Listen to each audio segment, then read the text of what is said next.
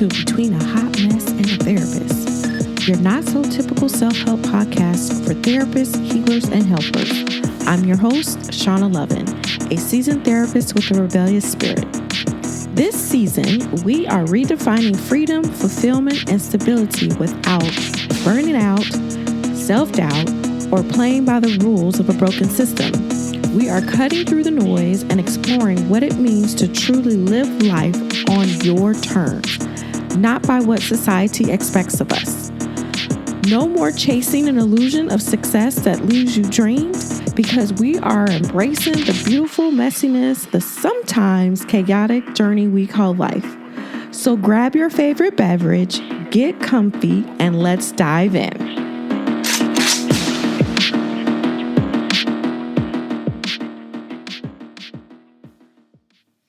Hey y'all, welcome back to another episode of Between a Hot Mess and a Therapist. Okay.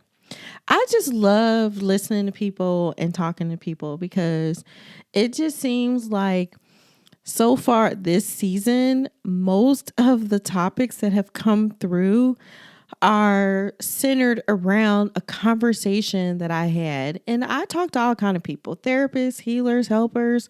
There are somewhere people who aren't at all, people who are connected to the community but not in the community. So they're all over the place. And it's just funny how that it doesn't matter where you are within the community, there's still the same shit we all deal with. Like, it's just crazy.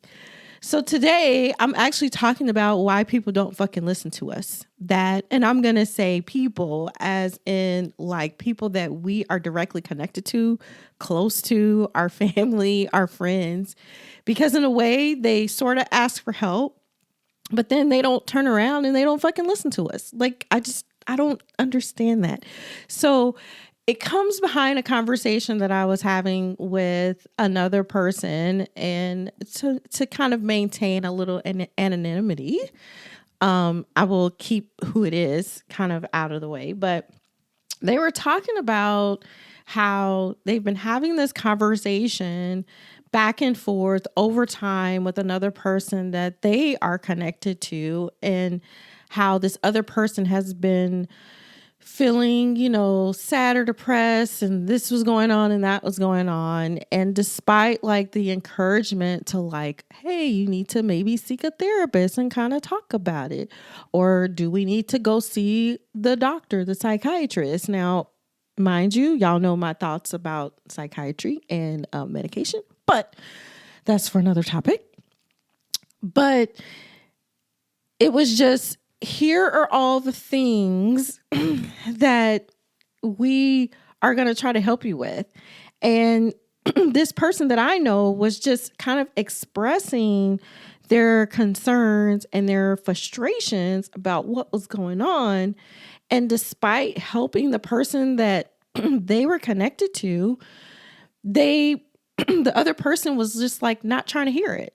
And I can't understand why people will ask for help and then don't fucking listen. It's like you are the person that is standing outside of their situation and you can see everything that is going on and you understand logically what is happening to this person, especially if you are a therapist, helper, healer, right? You know what's going on and they're still not fucking listening. I don't understand that.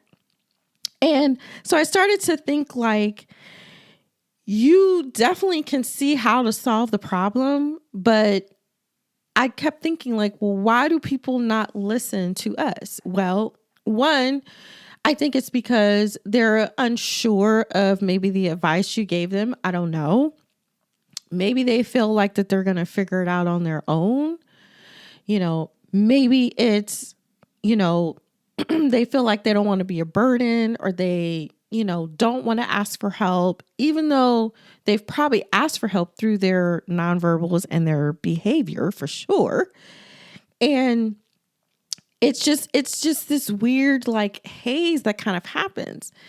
The interesting thing though is like when, and this is kind of off topic, but yet connected, when we, as the therapist, healer, helper, is living according to our energy type, each of the energy types have a way that they are responding to situations that they're in, right?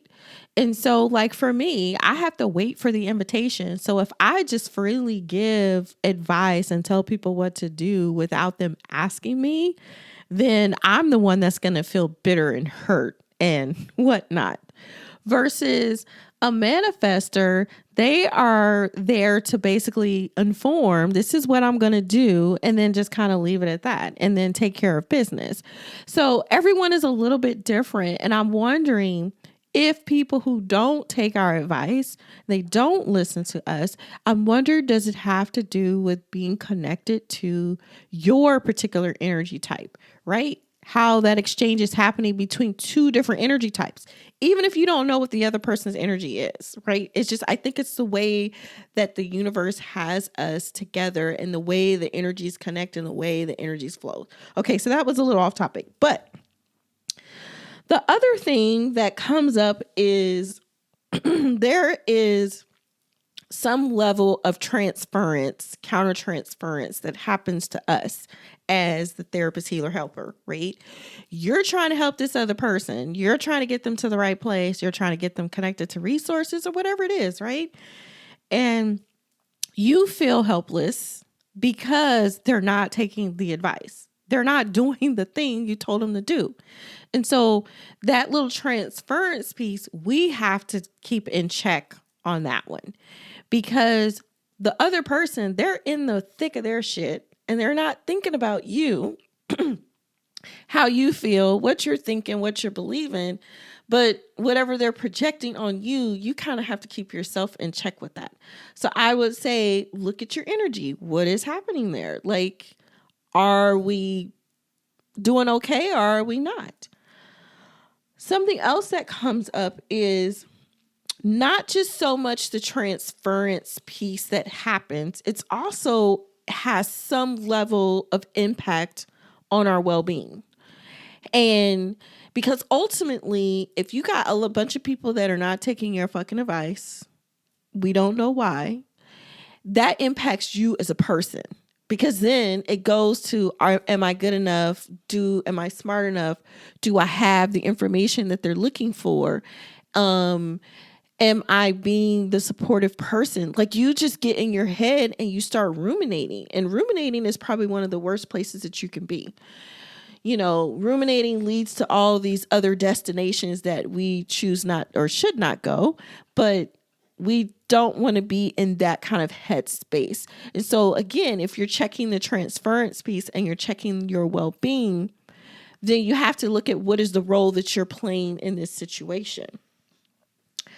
I'm going to say, don't try to fix, because whatever's going on with that person, maybe they just want to be in pain. Maybe they are liking the suffering. I mean, I don't know. I mean, the biggest thing is like, when we try to fix people, they're not ready. When a person is not willing to come to us, willing to express, like, this is what I'm needing, this is what I want to do, and then actually follow through with it, they're ready. But when they're like lukewarm, where are they on that change cycle, right? Are we pre-contemplating? Are we contemplating? Are we in maintenance? Like, where are we on that, right?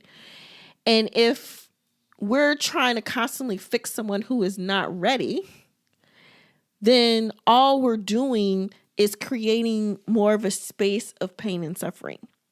This kind of looks like, if you've ever worked with, say, addiction, you know how they say addicts need to be kind of at their rock bottom before they truly start to, like, get healthier, get better, and, you know, like, stop doing what they're doing. And that is so true, because the same situation is like here. It's like, if they're not ready, they could go to treatment a zillion times, but if they're truly not ready, they're not going to be ready, and you're going to be right back where you started. So don't try to fix people because we can't fix them. The only person we can fix is ourselves. Okay. All right.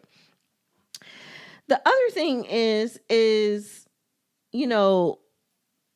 I think when people come to us unwillingly or unknowingly and ask for help and you give them advice, they are at some level comfortable with the story, the narrative that they've been giving themselves, right? It's not about what the outcome was, right? Because if there's a cycle, like it's very cognitive behavioral cycle, we know that there's always some thought connected to a behavior or an action. We know that. But if the person themselves are caught in this cycle, to a degree, it's what is the story that they're telling themselves? And it's like, you're not their therapist.